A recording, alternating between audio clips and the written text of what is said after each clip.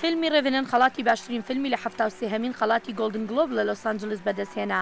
ئەکتەری فیلمەکە لیۆناردۆ دیکاپریۆ پێشوازێکی بێوێنەی لێکرا کاتێک ناوی خوێنرایەوە بۆ باشترین ئەکتەر لە فیلمی دراماتیکدا.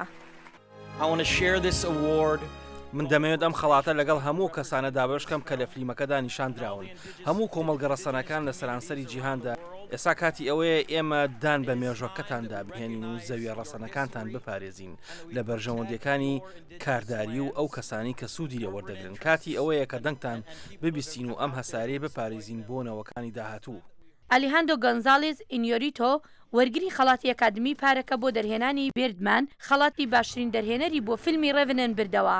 فیلمی سەرکەشی واڵایی بەناوی مارشن خەڵاتی باشترین فیلمی کۆمێدی بردەوە لەگەڵ ئەکتەر مات دەیمنیش باشترین ئەکتەر بۆ ڕۆڵی وەکو ئاسمانگەڕێک لەسەر مارس.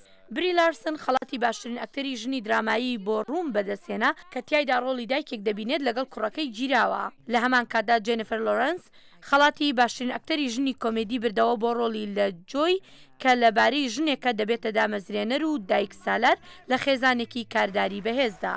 ئەکتەری تەمەن 69 ساڵان سیلڤەستەر ستالۆن خەڵاتی باشترین ئەکتەری پاڵپشتی بۆ فیلمی کریت بردەوە کە تیایدا ڕۆڵی بۆکسەر ڕۆکی بالبووە دەبینێت، ئەو ڕۆڵی کە 40 ساڵ لەمەوبەر بەناوبانگی کرد. هێرۆ زەنگەنە دەنگی ئەمریکا.